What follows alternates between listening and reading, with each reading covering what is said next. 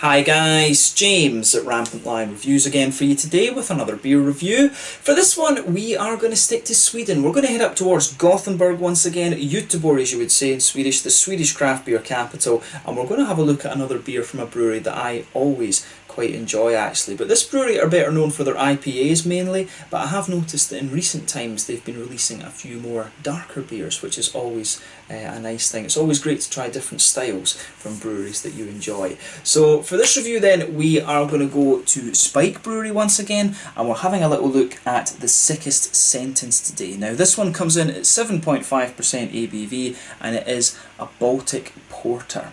The last beer that I reviewed from these guys, the Aurora, that was a big imperial stout. I want to say that was like 12%. It was a monster of a beer in one of the big tall boy cans, and that was really very nice. I was impressed with that beer, and I also tried one of their imperial stouts when I actually went to visit the brewery. My tasting, you'll find of that in the Out and About video that I did, so you'll find that in the link in the description below. But I was really impressed with the first stout that I tried from these guys and the Aurora, and hopefully this is another dark beer that follows in the same vein as that. But their IPAs are very good. I've had a Brut IPA, West Coast IPA, New England IPAs, and I think I might have had a black IPA from them at one point as well. So mainly an IPA brewery, but we are starting to see a few more different styles from them now, which is always welcome. So very curious to see how this one turns out. Apparently it's a good old school porter this, and that's a style that I don't get to review all that often either, so another plus point for this review I think. But yeah, let's see how we get on with this one then, and as always I hope that you guys enjoy my take on this beer. So anyway, as always with my reviews, I'll tell you a little bit about the brewery before we taste the beer. If you want to get straight to the tasting, just fast forward. All the usual links are in the description below. That's the brewery website, the link to my other reviews that I've done from Spike Brewery before. No doubt there'll be some more added at some point in the near future. They do release beers quite often. There's all the usual social media down there as well. If you want to see more reviews, do please consider subscribing to the channel. The whole channel of course has a geography based tagging system, so you can go into the homepage and search for beer based on country, city, state, county, prefecture, whatever it is you're interested in. Do check out the playlist of beers from different countries. There is one there for all the Swedish beers that I've reviewed for you. That's being constantly added to, and as always please do get in touch and let me know some of the other beers and breweries that you guys would like to see me review. It's always great to hear from you guys that are watching the videos, and the support that you show the channel is hugely appreciated. So anyway, to tell you a little bit about Spike Brewery then, on to my brewery notes once again. So as I mentioned earlier, Spike Brewery are based in Gothenburg, and they were founded back in 2014 by Mats Westberg, Marcus Axberg and Martin Johansson. So all three of these guys had worked previously in the IT industry, and I think basically got bored of it, but it's now only Mats and Marcus out of the original founders that are still active in the company, and they are now joined by David de Sursi, who joined the company and became CEO a little bit later on.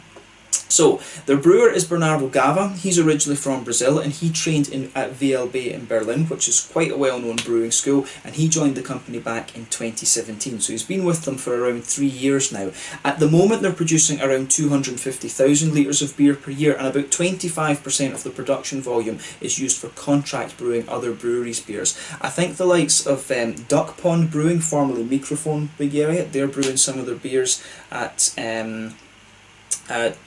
Spike Brewery, and David, when I met him, he did tell me the other ones that were brewing there, but I forget the exact names now. But you can actually find the brewery in the Gamlestaden area of Gothenburg, kind of to the northeast of the main central part. Definitely worth going and visiting. They have an on-site tap room there which opens up on Saturdays. Apparently they do serve some food there as well, and they're looking at opportunities to build their own brewery at the moment, because the building that they're in, they say isn't of, it's not the best building for a brewery. It's an old slaughterhouse that they're in, basically an old abattoir. But as of January 2020, when I'm filming this review for you, they've produced 70 different types of beer. So yes, a really interesting brewery this one. Like I say, mainly known for their IPAs, but when I was in the tap room I did have a go at a sour and also one of their imperial stouts, and like I said, I tried the Aurora before I filmed this video as well, and that was a really pretty good beer. So hopefully we start to see we see this continuation of more styles being released through Systembolaget. But a very good brewery, one of the ones in Gothenburg that has a very good reputation, but there's a hell of a lot of good breweries around Gothenburg these days. I mean, Beerbibliotek, you've got Vega, Två Feta Grisar, Spike, Dugas, of course, you know, Electric Nurse, Bearded Rabbit. You know, you've got so many breweries in Gothenburg these days. There's a hell of a good beer scene up there that you really should check out if you get the chance. Brewer's Beer Bar always has a very interesting selection of different Gothenburg beers, and of course you can go and check these guys out on the Saturday, as I did in my little brewery visit video. But yeah, that's all you really need to know about Spike Brewery for the moment. A really nice Gothenburg brewery. If you want to learn more, you can check out the brewery website in the description below. You can follow them on Facebook and Instagram to keep up to date with all the latest goings on, and of course you can check out the Rate Beer and Untappd pages to see more information on all the different beers that they've done. So yeah, let's get on and actually have a taste of this one then. So yeah, as you can see, this beer has, you know, the artwork on this is really quite nice. Actually, it's a little bit retro. You know, it reminds me of kind of disco, or you know, is it 8-bit things like Game Boy games? It reminds me a little bit of that. I'm not sure if that's intentional. And you know, Peter the Clueless Drinker, the other, my English YouTubing friend, he's very into his artwork, so probably he'll be horrified if I say that. There you can see the Spike Brewing Company symbol, but yeah, this one is really quite nicely presented, I have to say. And there you can see on the side, this beer is also vegan, which I hadn't ever thought about. But yeah, pretty cool. But yeah, a little 330ml can, this one. I think this one cost me like, you know, 35 Swedish crowns or something like that. I maybe should have looked up the price before filming the video right enough, but you know, it's not the biggest deal. It's more whether it's a good beer or not, isn't it? But yeah, let's get this guy out and we'll get it into the glass then. I'm really curious about this. As I said, porters, it's not a style that you see that often these days, but one thing I had noticed among Swedish brewers is that there has been a tendency recently to you know, be brewing like Schwarzbiers and Tmavis and stuff like this. So it's not surprising that a brewery's decided to have a go at porters. A bit of a resurgence of black IPAs in Sweden in recent times as well. If you've watched my Swedish beer reviews over the last couple of months, you will have maybe noticed that. But I like the black IPAs, and I do enjoy a good Schwarzbier along with a Czech Tmavy, whatever you want to call it. You know, I do enjoy these beers actually. They're definitely really interesting styles. But yeah, not too many porters that I've seen so far, so maybe that'll be the next thing. But as you can see with this one, and as you would expect from a porter, this is poured a lovely dark ebony rosewood colour. If I shine the light through this, it does have a little bit of a kind of Coca-Cola coloured edge to it. There's a solid finger and a half of a frothy, I would say medium beige head on this one. I don't know if it's quite right to describe it as tan, but it's actually got it's almost like a kind of mocha coloured head on this one. One or two big bubbles sticking towards the side of the glass, a few little ones heading up towards the bottom of that head there, but you know, overall it does look pretty nice, I have to say. And I like how you know, I've always liked the look of porters. They're always quite interesting. But yeah, nothing overly surprising about this beer in terms of its appearance when you consider what style it is. So yeah, let's have a little look at the aroma then and see how we get on. That smells pretty nice actually.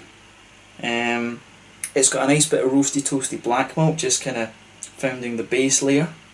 On top of that, you do get a little bit of that roasty kind of bread crust. You know, I wouldn't be surprised if there's a little bit of German Carafa malt in here. Just going by the aroma out of this one, there's just something very distinctive about those malts. They, of course, were developed by Weirmann down in Bamberg. And of course, that's interesting that because the porter was an English style of beer originally, the London Porters. But yeah, I wonder if there might be a little bit of Maris Otter or something in here as well. There is something, there's a mix, I think there's a mix of German and English malt in this. And to do a porter, yeah, you do have to have a bit of English malt for it to be really authentic. But yeah, definitely some nice kind of brown bready notes to this as well. But you've got that roasty, toasty black backbone. You can pick out some kind of powdery, chocolatey notes to it. And for me, it's quite... yeah, I mean, it's got a little bit of that more kind of milkier chocolate to it. It doesn't smell too dark in terms of its, in terms of the chocolatey notes. I mean, normally I would always consider above sort of 70% cocoa as being pretty dark. But to me, this one smells like a kind of 40% almost milky type chocolate in this. So that's kind of interesting. No real brown sugars to this one, but I've always found that porters They don't tend to have that actually. It's basically an English porter is basically a lighter, a stout with a kind of lighter mouthfeel. It's different yeast strains that they use for them, of course. But yeah, it's really it's bread crusty, black malts, bit of chocolate in there, and a little bit of an almost kind of lactosey smelling type thing out of this. I'm pretty sure there's not lactose in this. But it's got that sort of lactosey, slightly almost vanilla-y type note to it, which is quite nice. Quite a simple smelling beer, this, to be honest with you. But you know, the porter is not the most kind of complex of styles. In terms of the hoppy notes then, there's a little bit of grassiness in there. You've got a little touch of earthiness too, maybe some herbal qualities. There probably will be something like, you know, Kent Goldings or something like that in here. I don't think it's Fugels. It's definitely not Fugels, because it's from the aroma you'd get a lot more of a kind of ashy note out of that. But yeah, some nice lighter grassy notes in there. Little touch of floral quality, but very, very minimal, and it's a nice kind of smooth earthiness out of this beer too. Fruitiness. It's got a little bit of a blackcurranty blackberry type thing. I mean, it could also just be Bramling's Cross. There probably is a bit of Bramling's Cross in here, going by the aroma as well. It's got a little bit of that kind of blackberry, blackcurranty type thing that you can get, maybe a little bit of a figgy, candied strawberry type thing too. But to be honest with you, the aroma generally with this beer is very, very mild. And I mean, yeah, porters, unless it's a robust porter or an imperial porter, the aroma usually is quite reserved in them actually. But have a little smell of it, take a bit of time to enjoy that before you try it, because like I say, this isn't a style that you come across too often in Sweden at least. But of course you've got the Limfjords porter over in Denmark, which is, you know, a very, very popular beer, kind of one of the, I think some people in Denmark would consider that the original Danish craft beer, but that doesn't really make it over here into Sweden, of course. But yeah, let's have a little taste of this one and see how we get on. This one is a 7.5% Baltic porter, the Sickest sentence from Spike Brewery up in Gothenburg here in Sweden. Let's get stuck in. Slanje, skål.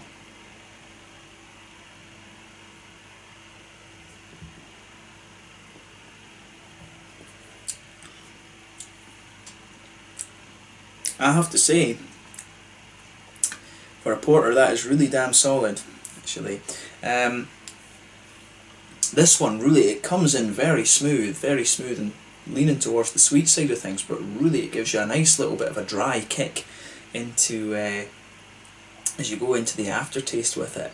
Didn't quite expect that from it, but this is really pretty nice actually. And I mean, it's almost like, I feel like I'm almost rediscovering this style. I honestly couldn't tell you, other than Limfjords porter, I couldn't tell you what porters I've reviewed in the last one. I mean, I've reviewed a lot of stouts and imperial stouts, but the porters, I don't think, the only one that might have been the case was one from Force Brewery at the, I can't remember if that was a porter or whether it was a stout actually, the Caribbean, I'm sure it was a Caribbean stout they called it.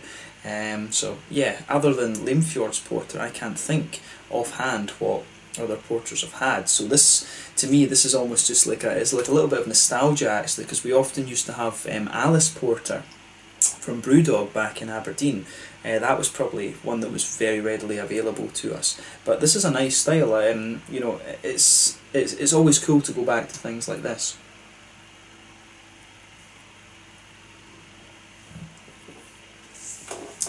So yeah, when you take this beer in, it comes in and it's very, it feels quite thick, like a stout almost, and it's almost a little bit creamy, but then you really feel the dryness just take grip of your tongue and spread forward. It's really very nicely done, this one, I have to say. I like how everything is going together with this beer. This gets a thumbs up from me.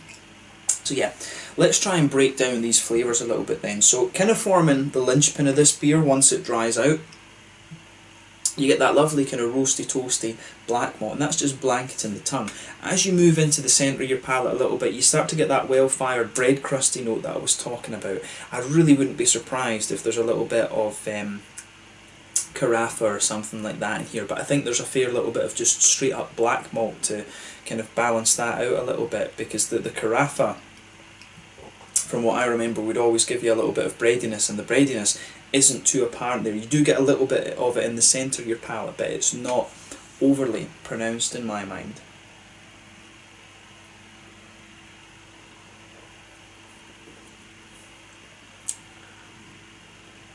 But yeah, I do like how that how it goes together, this one. I mean, when you go into the centre of your palate, you get right in there, that's when the chocolatey flavours come out. It's got a little bit of that kind of milky chocolatey edge to it, you know, that kind of 30-40% cocoa.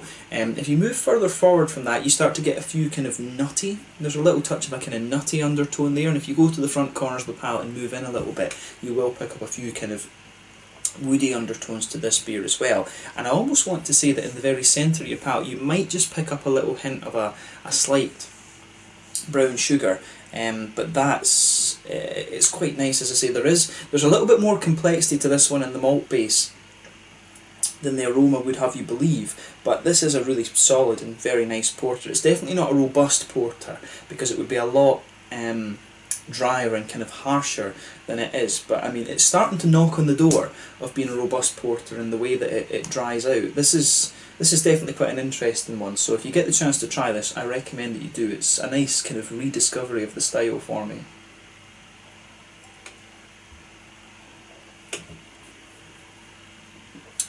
But yeah, transition that this one makes, that's the main kind of highlight of it. Very smooth and thick in the beginning, like I say, and then it just really dries out on the aftertaste. On the hoppy side of things then, back corners of the palate, you've got a really pretty damn strong earthiness to this one, and I almost want to retract my statement earlier of saying there's not fugels in this, because it really does have the earthiness you get out of this is almost a little bit ashy, so maybe there could be a little bit of English fugel hop in this one, but I don't think it's not too much. But as you move forward from that back corner of your palate, you see it gets a little bit herbal, and then you get some nice kind of floral notes just on the front kind of corners of your palate, but it's not quite as bright as you might get from German hops. English hops, I think, are always distinctive for the earthiness and the herbal qualities, and the grassiness just being a little bit more subtle. But on the front corners of the palate, it's a little bit more floral, and as I say, around the front curve of the tongue, it just gets a little bit lighter and more grassy in my mind.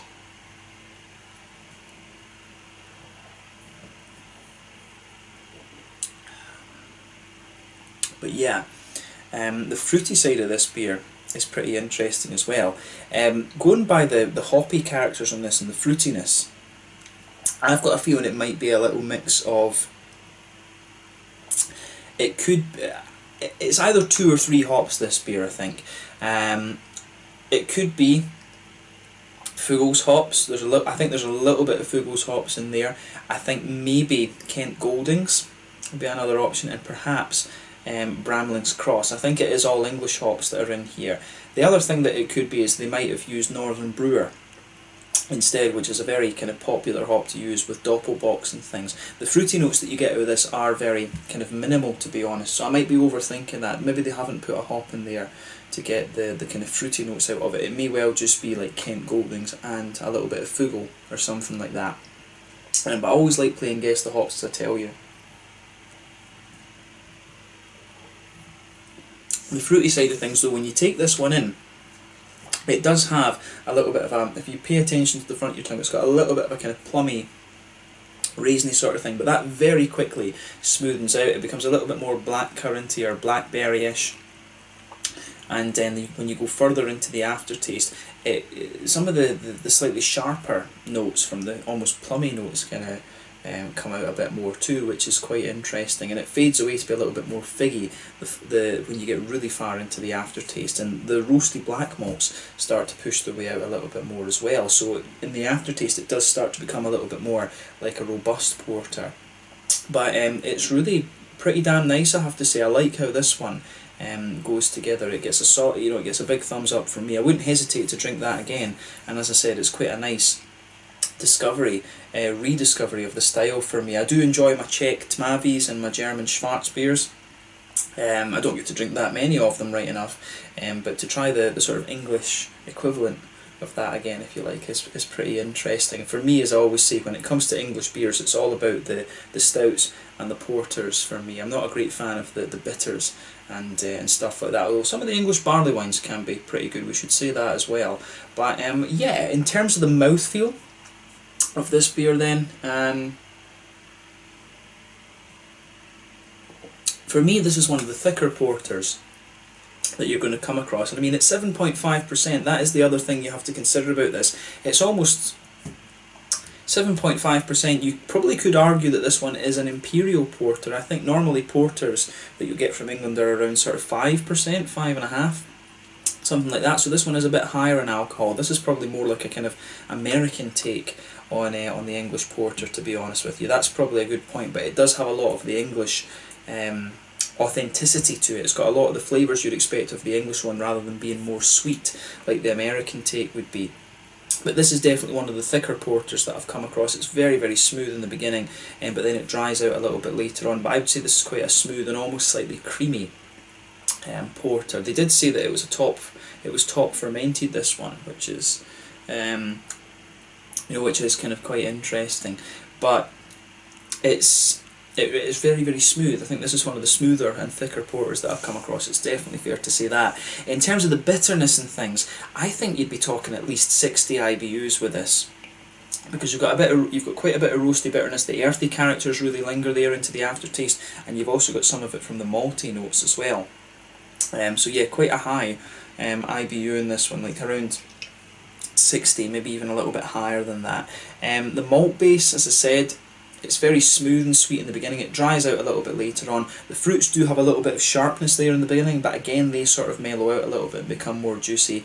And overall, like I say, quite sweet porter in the beginning, sweet and thick, and then it gets a little bit of a juicy fruit, and then it really dries out to give you some of the roasty, toasty black malts later on. So big and thick and sweet in the beginning, and a little bit drier the further you go into the aftertaste. But overall, a really interesting beer, this one. Cool to return to this style and think about it a little bit, and I hope that you guys have enjoyed my take on this one then. Always cool to try new styles, as I say, from breweries that you are very familiar with, and hopefully we see like a Scotch ale or a Doppelbock or something like that from Spike Brewery. I've not really had a kind of brown beer, I guess you could say, from these guys. Some Belgian beers would be interesting as well, some quadruples or triples or Belgian blondes or something like that. But this was a really, really nice one, and I'm glad that I was able to review this for you. So this one was the Sickest Sentence, a 7.5% porter from Spike Brewery in Gothenburg in Sweden. A lovely take on the style, and hopefully we see a few more porters. I'll need to try and make a point of reviewing a few more of them for you over the next little while. But yeah, thank you again for watching my beer reviews. Until the next time, please like, subscribe, share, all the usual YouTube stuff. Let me know your own thoughts on this beer in the comment section below. Let me know what your favourite beers are from Spike Brewery as well, and you will definitely be seeing more from this brewery at some point soon. Thank you again for watching, and I will catch you guys very soon. The Sickest Sentence, a 7.5% porter from Spike Brewery in Gothenburg here in Sweden. Slanja, skål.